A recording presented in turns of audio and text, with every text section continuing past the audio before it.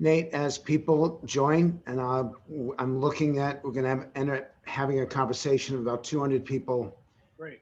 Um, I've not done this before, and I'm a little bit nervous about it because we're dealing with a topic that has cost a lot of people their occupations, their livelihoods.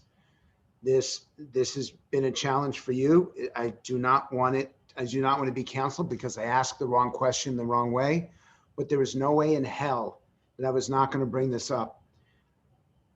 You have created in American Skin an incredible, powerful, emotional, heartbreaking, epic on very little money that really gets at the conflict that we have right now. And I've never done this before, but I'm actually going through a list of questions so that I don't screw this up. Mhm. I want you to tell your story because you're going to do it better than any introduction that I can do. But you are one of the most talented writer, director, actor people in the entire industry.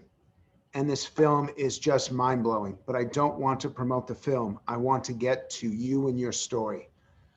You described to me American Skin about 2 years ago. I actually found the email. Maybe it's 2.5 years ago. And I said to you, I'd even pay you to make it. Why was this film so important to you? Because you did it before George Floyd. You did it before this eruption. What was going on in your life or in your head that you felt that you had to tell the story of what happens when the cops and the black community come head to head? Well, first, thank you for saying those things. Um, my approach to this film has less to do with movie or industry and more to do with a personal decision I made when I got custody of my nephew, who was 13 at the time in 2013. And he had come up in the school system that I'd come up in, which in many ways was broken. And his mother, my sister, asked for help. So I said, I'd love for him to have a person in his life that could really help him when it comes to, decisions about what kind of man he should be and his place in the world and holding his own space. So when I brought him into my household, I thought to myself, okay, well, now he's going to be in a great school. He'll have the education he needs and support he needs to get wherever he needs to go. Uh, but the problem was, I realized very quickly, 2014, August, as I watched Michael Brown lay face down, his body bloating in the heat, and my nephew beside me, when he turned to me and said, "Uncle Nate, what do I do if I get pulled over by the police on my bike?" Now, he is, at the time, 5'10", dark skinned, beautiful young man. And for all of my work in the community, for all my films, about, facing systemic issues and dealing with racism, I had no real answer for him. I remember the first thing I said was, well, okay, nephew, well, first call me. I'll probably be close. I can get there and help. And then I said, don't call me. Don't grab for your phone. I said, just slow the bike down as quickly as you can. And the second you can make eye contact with the officer with your hands up, do it so he'll see your baby face. He'll see you're not a threat. He'll feel your intent. Whatever he says, you do keep your hands up. Even if he says put him down, you keep your hands up. And as I'm desperately trying to get him to understand how this dynamic works, the talk as we call it, he's looking at me with bugged eyes like, what is going on? And I realized in that moment I was traumatizing him while protecting him all at the same time. And there was a rush of shame that came over me because I felt before I'd been put in that situation, having daughters and no son, that I was doing something great for him. But I realized I took him out of the frying pan, was putting him into fire because I didn't have an answer on how he should protect himself. And I said to him, I don't know the answer because I can tell you this thing that was told to me when I was your age, but I'm going to attack this in the way that I know how, and that's through my art. And that's when I start writing the script. And then around the time I told you, it was about 2018, that I said, I'm doing this. If I have to shoot it on an iPhone, if I have to spend my own money, I'm going to do it. And you said to me, I will fund this. I will help you. I'll put money into this. And I never ended up coming to you. I found myself in a situation where I was able to get it funded at a very, very low number. But I wrote this script as a letter to my nephew and as a letter to every, young man and older man and young woman and older woman that either has to experience this as a youth or parent that has to teach their child, rob them of their innocence, and subjugate them, teach them about subjugation, teach them about the oppression they're going to have to face, the racism they're going to have to face by just walking around and being born. So the screenplay, the project came out of a desperate attempt to give my nephew an answer, and to give an answer to so many of us who feel our voices have been completely silenced when it comes to begging for our very lives. Why are you in? And this is going to be controversial, and I'm going to, as people write Q&A and chats, I'm going to bring you guys in, or at least have you ask questions. What does it say to you that in the year 2021, in the United States of America, you still have to be having that conversation, that talk, as you say? Well, it just lets me know that we have not created space for healing or reconciliation because we haven't been honest about where we are. I mean, we're still, even today, even after January, having conversations about race within the context of, is it a real thing? Is privilege a real thing? Is white supremacy a real thing? Is institutional racism a real thing? It feels like with every George Floyd, with every Breonna Taylor, with every, Michael Brown, Eric Garner, we still have to validate our experience in this nation. And I think that to me speaks to our inability to face this down. True healing won't come unless we confront it honestly. We have to confront this thing if we want to heal. People keep telling me, your film is so topical, it's so relevant, it's so timely. And I'm like, yeah, but I made it before George Floyd. And frankly, if I made it 10 years ago, it would be relevant and timely. If I made it 10 years before that, if I made it 10 years before that, 100 years before that, the reality is, if I made the film 50 years from now, if we're not careful, we'll still be having the same conversation. We'll still be having to see, our citizens killed in the streets. So it's a sad reality, but we have to be honest about the fact that it is our reality. This isn't some outlier. This is who we are. So I attached the promo to the invite, and I'm sure that there'll be some people who haven't watched it. Sure. Can you, in 60 seconds, describe what the film is, and do it like you did it to me? Because the moment that you discussed it, I went, holy shit. Yeah, well, I don't remember what I said to you. I'll just be honest in saying that this is a desperate cry of a man in the society to be heard, and not only to be heard and recognized, but to inspire the type of conversation that can prevent more Black death, right? It's honest, it's authentic, it's hard, it's awkward, it's uncomfortable, but it's the type of thing that if we are not ready to have this type of conversation in this type of way, in a way that is all hands on deck on all sides, then any idea for equity is only waiting to be buried, in my opinion.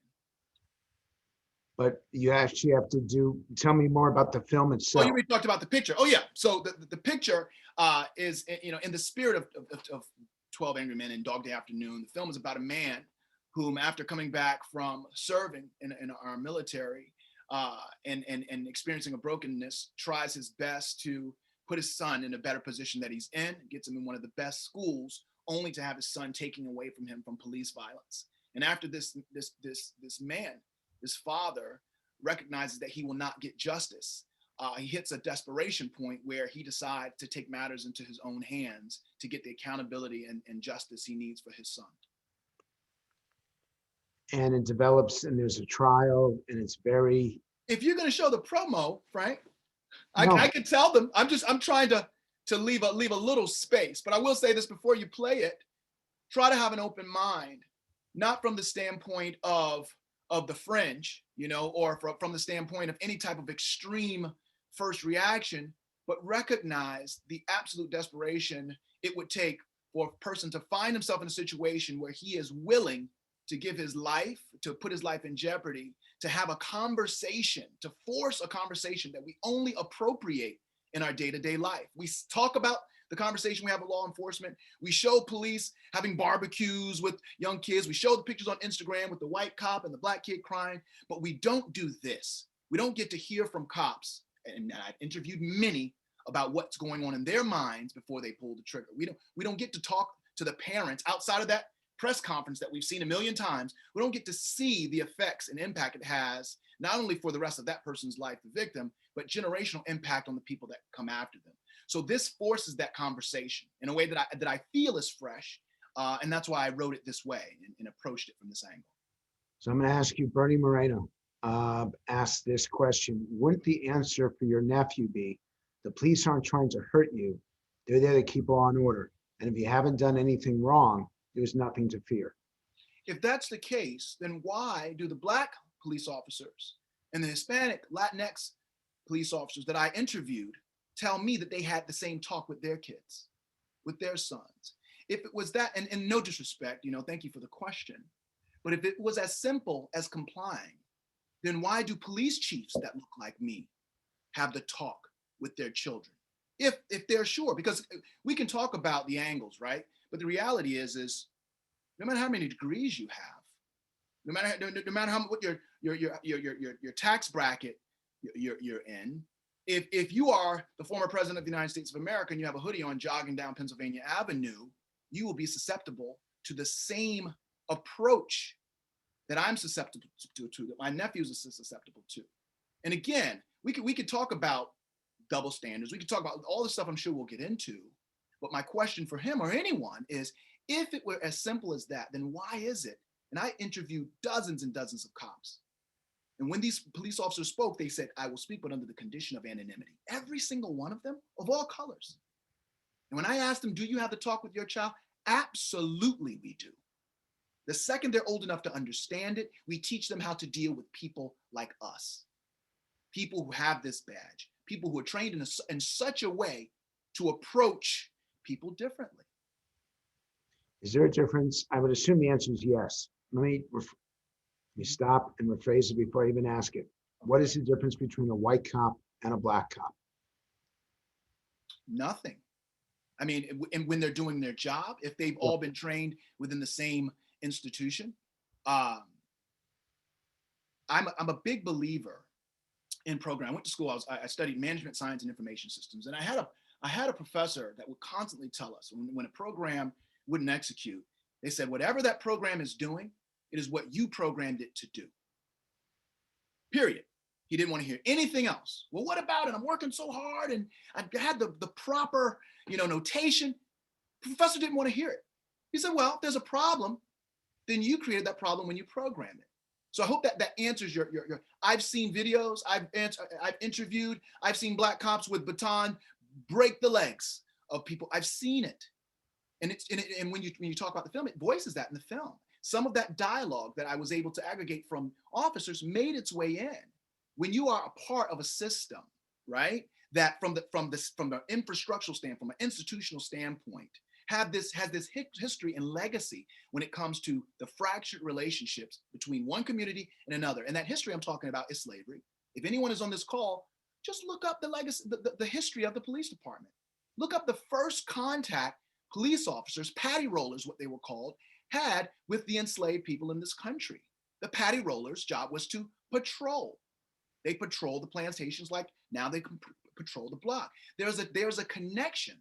And we recognize that when we're dealing with genocides and issues with other communities. But with ours, we're so hesitant because I believe, because we know what kind of box that opens and what type of questions, internal dialogue we have to have with ourselves when we're open to that and confront it with that analogy.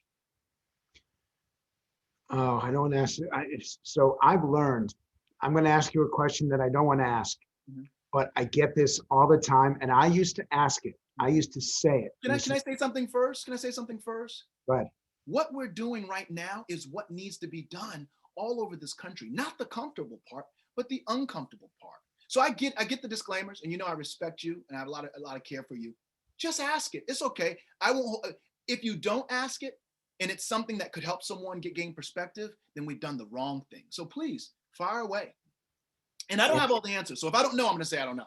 Yeah, but the thing is, you have a lot, and there's a lot in this film. And I'm going to show a scene from the film in 1 minute.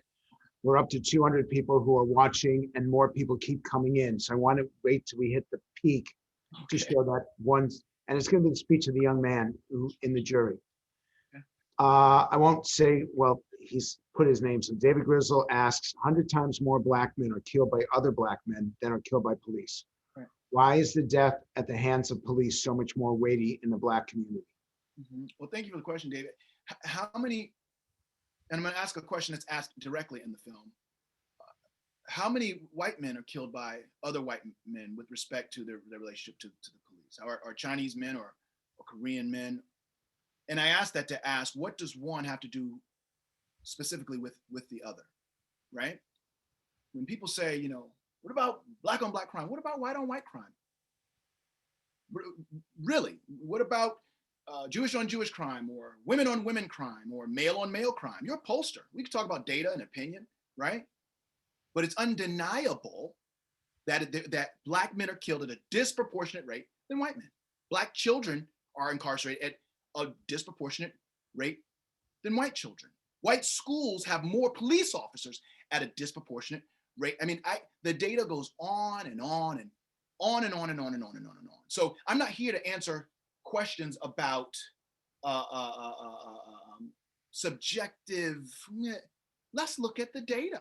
Let's just look at it and then ask ourselves, if we are to call ourselves citizens and stand on a document that guarantees equity and equality to all, then is there something wrong with the data, or is the data normal? If the data is not normal, there's something wrong with the data, then what is it up to us to do to really right the wrongs of our republic? Is it on us or is it not? Is there a problem or is it not? You know, you get where I'm going? Yeah, and it is a problem, but it's a question that is asked repeatedly.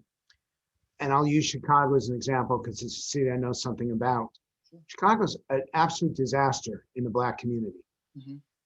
Is that how much of a role do the cops play in that? How about this? Rather than look at the symptom, let's look at the sickness, right? Would you say Chicago is segregated? Yes. Would you say it's segregated by race, to be specific? The answer is yes. And would you say that there's a disproportionate amount of wealth in the Black and the white community as opposed to the white community? Yes. Would you say it's grossly different?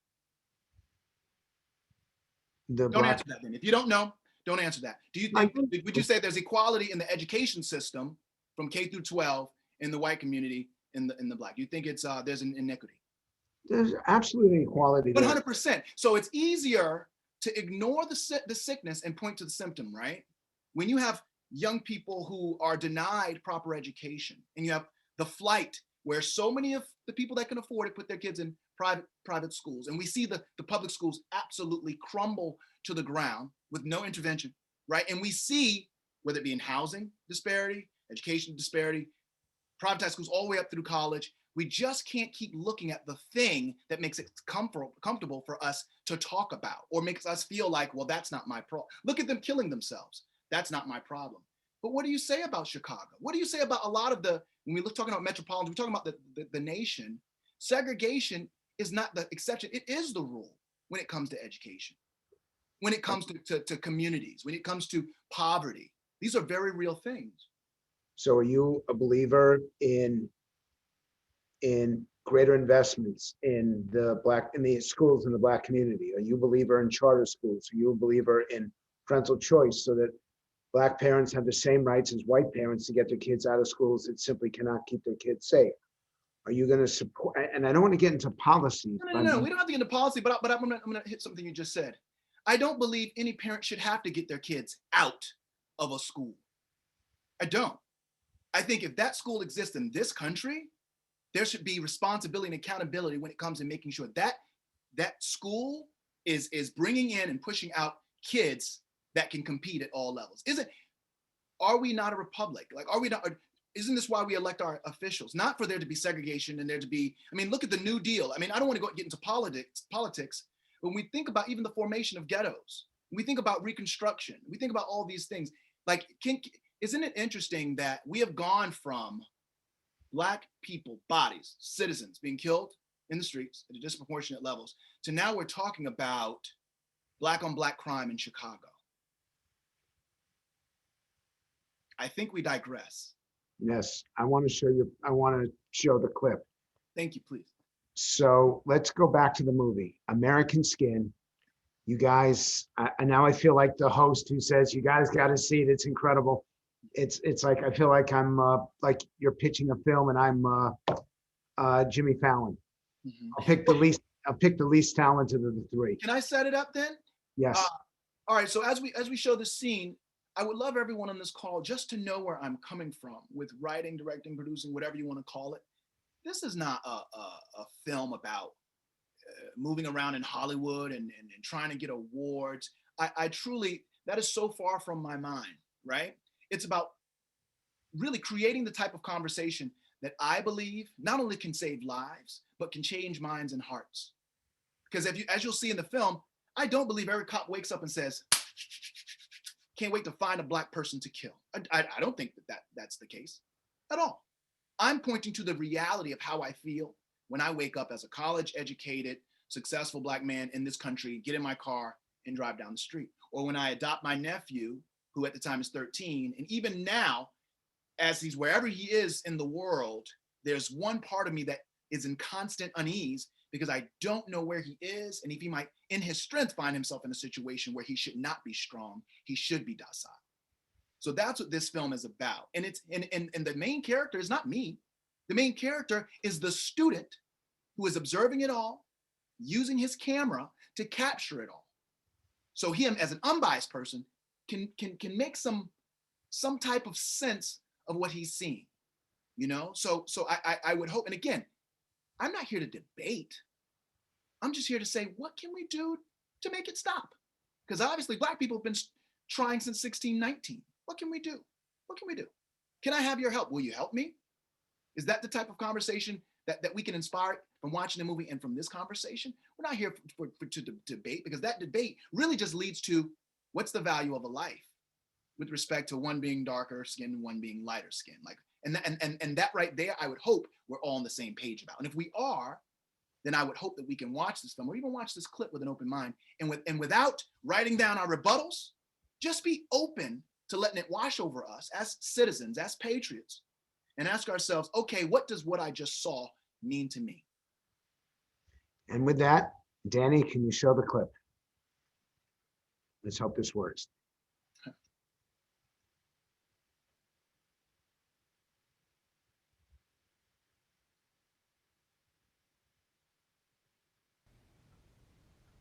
You have thoughts, Jordan? I mean, I'm not sure we're gonna get anywhere if everyone doesn't contribute and add something here.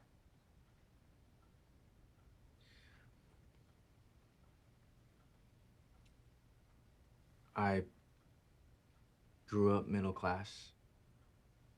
I actually have an uncle who was a cop, and I believe a good man. So, um, I've been a little conflicted. It's hard for me to believe that all cops are bad. Do I think that police have a dangerous job? Of course. Do I think that Officer Randall woke up that morning thinking about killing someone's kid? No. Can I say without a shadow of a doubt that race was the driving force around Kajani Jefferson being killed? I don't know. I look around this precinct and I see stickers and banners that say, "Back the Blue," and "Support our police." Things left over from the backlash of Kajani getting killed, but I haven't seen anything acknowledging that a kid lost his life. You know, a citizen who was expected to be a patriot. How can anyone who has this history of pain and poverty and subjugation be expected to be a patriot, proud to be an American, only to be shot down because of their American skin? And how can anyone patriotic ignore these killings and yet pride themselves on being a part of a great nation? Great nations aren't great because they oppress, but because they liberate. Not because they kill, but because they heal. Police and soldiers should be the gatekeepers of that truth and should protect it with their lives.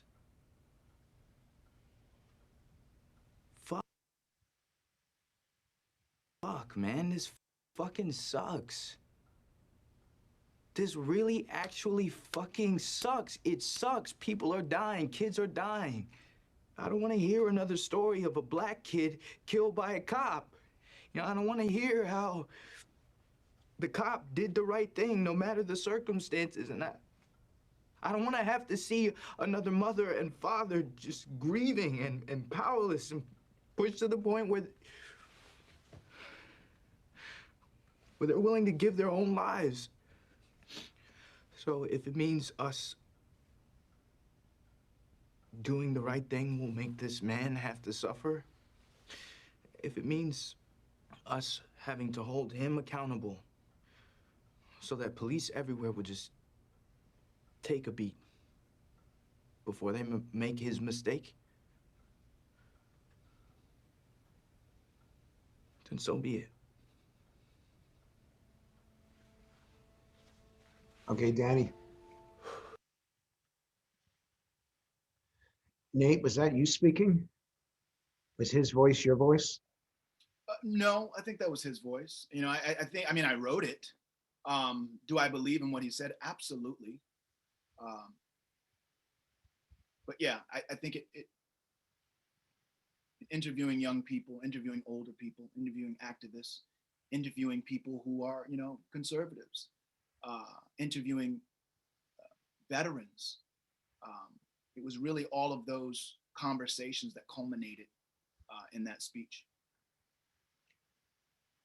Zachary Tarika says, why don't more American skins exist? Why aren't there more of these thought-provoking movies? These pieces of art get made and distributed for the masses. Thank you, Zachary, for that question. Because no one's going to pay for them, because they're not a lot of return. You know, people don't often want to pay to be uncomfortable, and pay to have to sit in their own turmoil and ask themselves, what am I willing to do to affect the change that they're asking for in this piece of art? You know, even with, you know, raising the money for this film, we didn't have a lot of money to make it. We didn't have a lot of days to make it. And even when we made it in 2019, it sat on the shelf, you know, because you got to get it distributed. And you got to hope people see an opportunity to make money. Hollywood is a business, and that's not to disparage it. It just is, you know. But I think for me, you know, there's a one of my heroes. His name is Paul Robeson, and he says the artist must decide whether he is going to fight for freedom or bondage.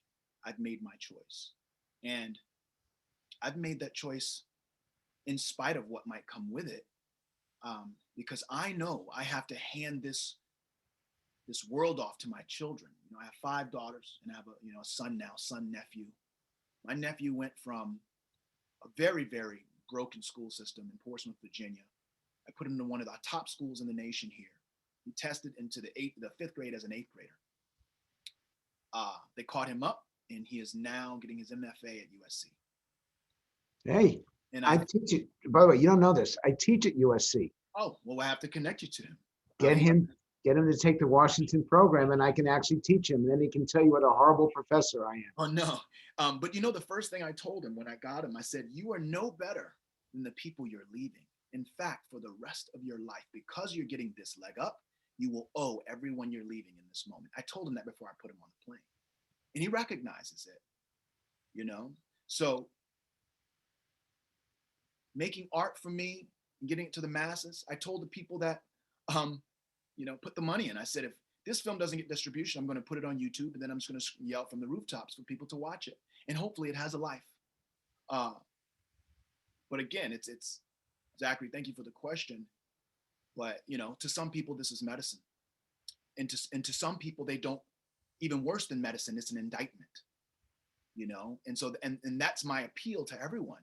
Let's be indicted. If we're going to enjoy the fruit of this nation, right? Then let's recognize the cost at which it comes for some. You know, as we come out of celebrating King talks about 2 Americas. We talk about I Have a Dream. right? Like, I have a dream, I get it. But he also talks about two Americas, the one that where milk and honey flow, in the other where there's absolute disparity. This despair. This is what he talks about, the two Americas, and how we have to navigate those things, and how we have to ask ourselves, what are we willing to do to bridge the gap? Not out of charity, but out of necessity. I don't want you to get, I do not want to get you in trouble with Hollywood. There has been a difference between the audiences and the critics. Mm-hmm. Does Hollywood get it?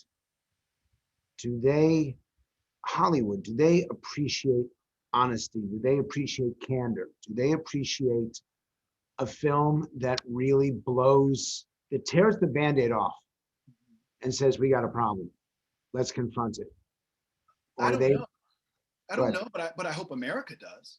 You know, I hope the United States of America does. I hope the United States of America is ready to rip off the Band-Aid.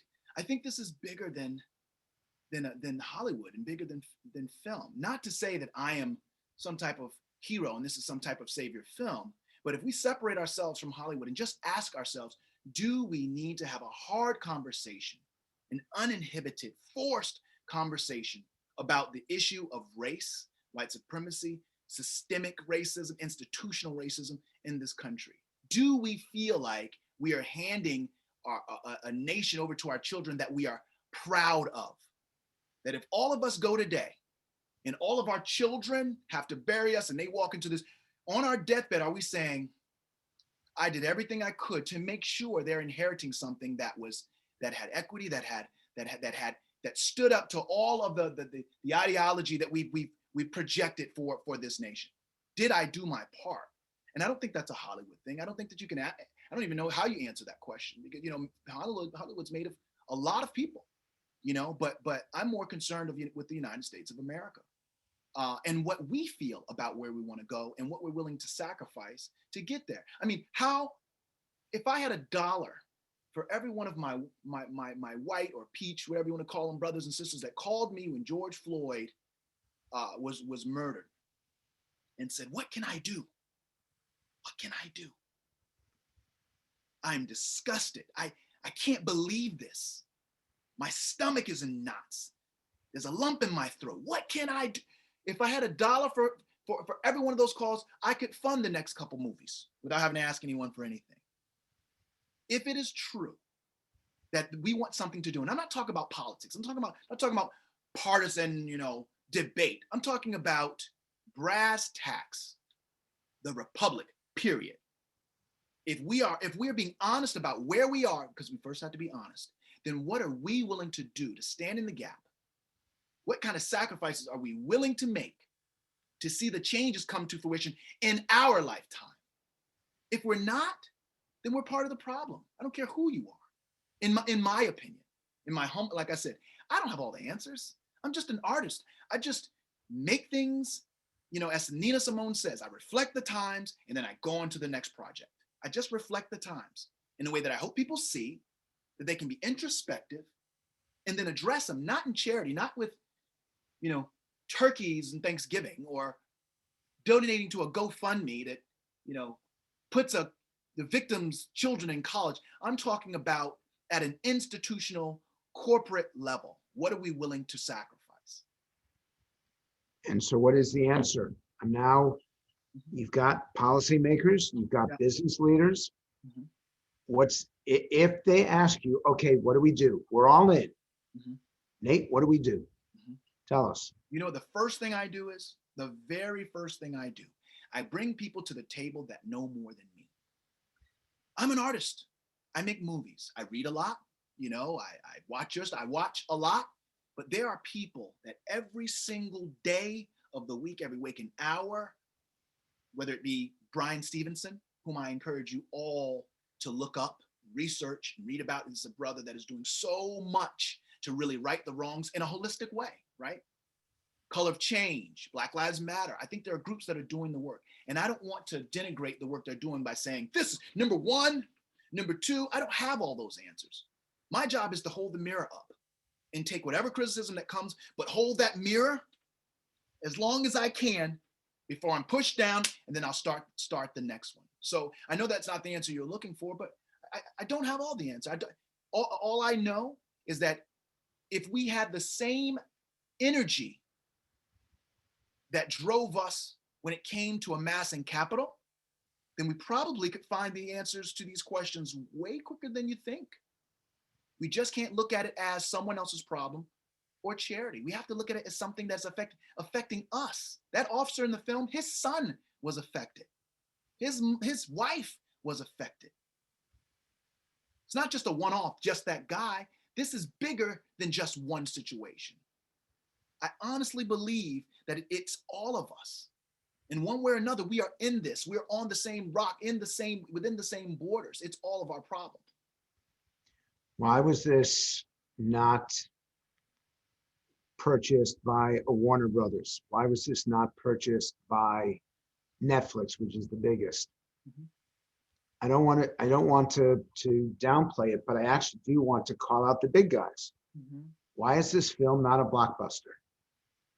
I don't know if it needs to be a financial blockbuster to impact society. I think it just needs to be seen. I think we take it into schools. I even said in one interview, if you can't afford the film and they sell it at your local barbershop for $1, buy it. Like I'm not admonishing bootleggers or people who steal the film. At the end of the day, just watch it.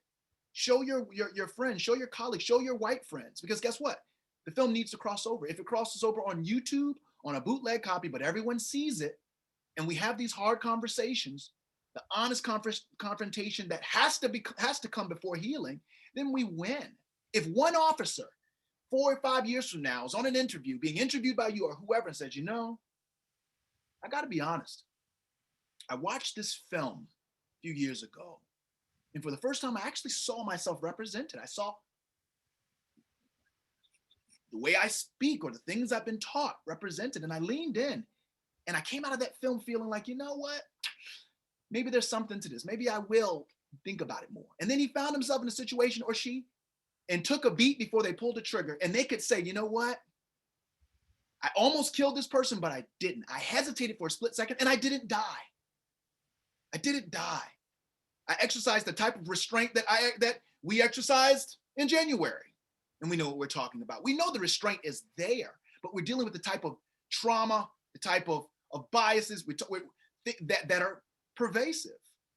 So what I want to see is not so concerned about money or acknowledgement from this corner of the world, which is Hollywood. I work here. Yeah, a lot of people do. I'm more concerned with how will the people on this call that may have never been to Hollywood before, how will they be introspective, or what will be the fruit of their introspection, of them thinking about, I watched this film, it impacted me. What can I do on a day-to-day basis? What can I contribute?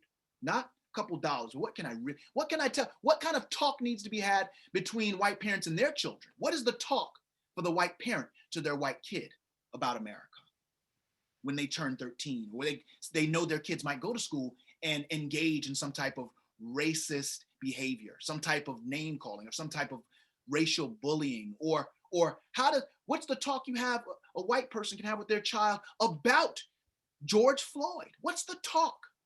You know what, son, at 12, you may turn on this TV and see a black body face down swelling in the streets. That is what this is about. This is what we're doing to offset this cultural genocide, whatever in your words you want to call it. So I'm going to use Tom Tanqueray. Okay. What's the difference between, it's a little bit political. Sure. This is appropriate because you talked about January. Okay. What's the difference between the BLM protests over the summer and the January 6th protests on Capitol Hill? Yeah, well, Black Lives Matter, or Black people for that matter, have never tried to take over a state building. And further, if you remember the last time Black Lives Matter stood at the Capitol, there was no question about how they might protect the property of the United States of America. There was no question. I could not imagine. I mean, I was in Ferguson, the tear gas burned my eyes like everyone else. And I saw the tanks, and I saw the force, and I saw the lack of restraint. Let's just talk about that. And when I made this film, and even now, I think to myself, when it comes to the double standard of just talk about policing, since the film is about police, it is not fair to say that the only problem that the police departments or police have is training, that they're incapable of restraint when it comes to holding back from pulling the trigger or using excessive force. It is unfair because what we saw on January 6th was restraint in the highest level, even to the point where a police officer lost his life. We saw restraint. I saw with my own eyes people escorted down the stairs as if it was a museum visit. And I've never seen anything like that. The fear that I feel when I could be driving down the street and a police officer could be on the bridge going across. The fear, the anxiety, the stress that I feel. And you juxtapose that against the people who are able to denigrate the Capitol. And I'm not going to talk politics. I'm only going to talk about what I saw with my eyes. When you talk about Black Lives Matter, they haven't killed a cop. They just haven't. This just has not happened. The double standards are glaring. And again, I hesitate to even answer the question because it will send, usually when we get into conversations like this that are uncomfortable, rather than having an open mind like that clip, I think just allowed a bit of a small door. I would bet that there are people on this Zoom that are like, that's interesting. That clip is interesting. This conversation is interesting. Then when the bomb of the question is lobbed, well, what about Black Lives Matter versus, door closes, right? Because it makes it easier to put the Band-Aid back on the bullet wound and pretend it's not there, to allow it to fester, than to pull it off and do all the work that it takes to clean that wound, no matter how painful it is. Again, if you can hear my voice, I'm not asking you to go and buy the film because it's a great film. I'm just asking you to ask yourself, are you happy with the legacy right now today, February 5th, 2021, that you are handing over to your children, whatever color you are, whatever you are as you watch this? Are you okay? If not, what are you going to do about it? By the way, if you're not okay at this point, I mean, if you are okay about handing over this legacy, then you are blind, you are deaf, and you are not paying attention. If anyone is okay, and the film is, I'm not going to ruin it. Mm-hmm. The film is mind-blowing. At the end of it, you just, it's just honest, Frank. I wrote this as a device. I wrote this that the conversation might spill out into the streets, into the households of every American in the United States of America. And they'll have this conversation about, simply start with, what did I see? How did I feel? And what do I think it means? That's it. That's all. I'm not going to say the movie's so good, or I don't know if the movie's good. It's art. I don't know. You know, I hope people can get something from it. But the way it's designed is very simply for the conversation to spill out into your living room. And you to feel safe to have that conversation in the comfort of your home with the people that you care about. And there's so many of us who don't understand the fear that you feel. When I'm driving in my car and I see a cop up above me, Mm-hmm. I have no fear. Mm-hmm. I'm afraid if I'm speeding that they're going to pull me over, but the worst thing I'm afraid of is a ticket. Mm-hmm. I don't live the life that you live, and so I don't get a chance to feel it. And that's why this is so important. That's the power of storytelling. Because I tell you what, if I took the script, made a speech out of it, and went to the State House steps, went to Sacramento, and get a mega horn and said, line by line, guess what? We wouldn't be on this call and no one would be interested. But the story, right? The griot, the storyteller is the oldest profession. You know, I started a foundation called the Nate Parker Foundation with one goal, right? To empower Black youth to tell their story through the cinematic arts. That's it. Because what Zachary asked, why aren't there more? Well, that's what we're working on.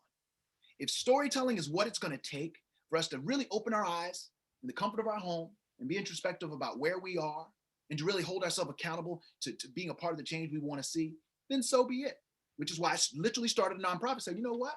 How do I create 1,000 filmmakers that will take that camera and tell the story in such a way that those who cannot identify, who will never have that intersection otherwise, can say, you know, there was this young filmmaker and she made this film and it represented the issues that we're talking about in such a way that it was undeniable. The piece of art was beyond reproach, and it affected the way I talk to my children from that day forward. The power, in my opinion, is in the storytelling, regardless of what festival it goes to, regardless of how much box office it has. If it lives only on YouTube, you know, I have 135 students now in 5 years, and all we do, I bring them out, I take them out, and we go through a whole process, 2 weeks, teach them cultural responsive education, just really who they are. We deal with the issues that they're dealing with, just being Black and driving and the issues and pain and trauma. And then I say, not only here's a camera, but here are directors from Hollywood that will help you. Here are producers that will teach you how to produce. Here are cinematographers, costume design. I mean, we run the gamut, and out of it, we have these young people telling their stories unapologetically. And those are the things I think ultimately will speak to our hearts and change our minds and our hearts without us feeling like it's constantly medicine. And not only just medicine, but the type of medicine that doesn't seem to be working on the surface through the normal channels of dissemination. Well, I will make a contribution. Well, just know I benefit nothing outside of seeing those young people grow and get their stories to the people and see the change, however slight, that we want to see in our communities. So I want to ask you 2 more questions because I know we've gone beyond. This is from Ali. If you were to make this film again today, because you started obviously before what happened with George Floyd, would you address the call to defund the police specifically? This is what I think. I think the film would be what it is. I think I would write the film exactly how it is, right? I think what we're talking about here is funding equity. You know, I went to a school that had at one point had metal detectors, right? I speak at schools that have 20 police officers. They have cars in the front, they have cars in the back, they have the metal detectors, the people that check them in, the people that check them out. They have the people that will show up if this person doesn't want to, for whatever reason, have an issue.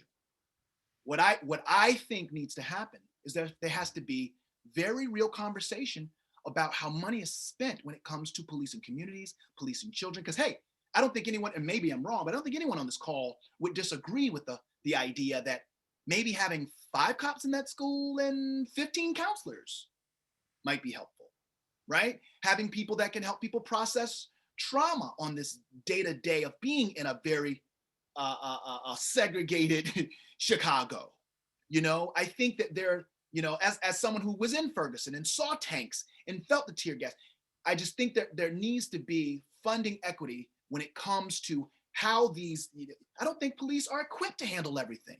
I don't think police are equipped to handle, you know, I have a friend of mine whose younger brother, when I was filming the film, younger brother was killed by the police.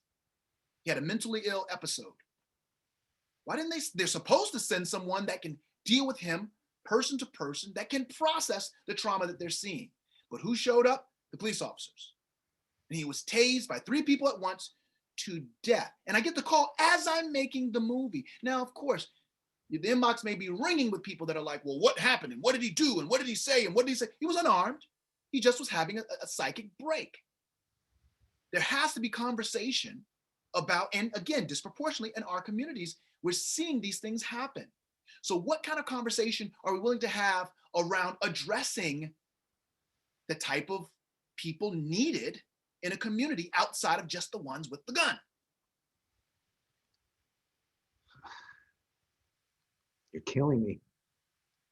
It's this like the weight of I have enough guilt, and now you're just adding one more level to me. Well, guess what, Frank? I feel guilty too. I felt guilty when my nephew asked me, Uncle Nate, what do I do when I get pulled over? You know what? If I had the privilege of telling him, what do you mean, what do? You keep riding the bike until, if he tells you once you pull up, you pull over, you say, yes, officer, can I help you? The taxpayer, you know, am I doing something that's not, I couldn't tell him that. And he still asked me in different ways.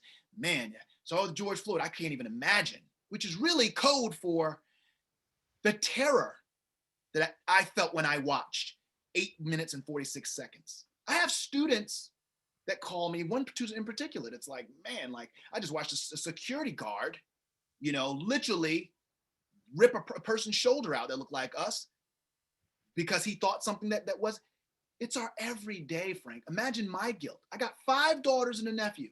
We'll talk about guilt. When I'm on my deathbed and hopefully I'm surrounded by people that love me and generations of people, and they're looking at me and I'm about to you know, go up to the Lord and what will they be thinking about me and what I did? In the same way that we ask people, what were they doing in 1968? What were you doing in 68? Were you marching? What were you doing? It's not enough to say, well, you know, I was making money. I was, you know, making sure that I took care of my, no, it's not enough. When our great grandkids ask us, what were you doing in 2021? What were you doing in 2020 with George Floyd? We better have an answer.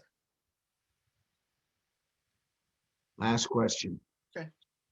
How do we break the cycle if much of our nation, particularly in rural areas, is from Courtney Demarest? How do we break it when in rural areas when they don't believe that systemic racism is a problem? How can we educate? And by the way, this whole conversation is actually physically affecting me. Mm-hmm. Because I'm supposed to be a conservative Republican. Mm-hmm. I'm supposed to reject some of this that is just in my ideology that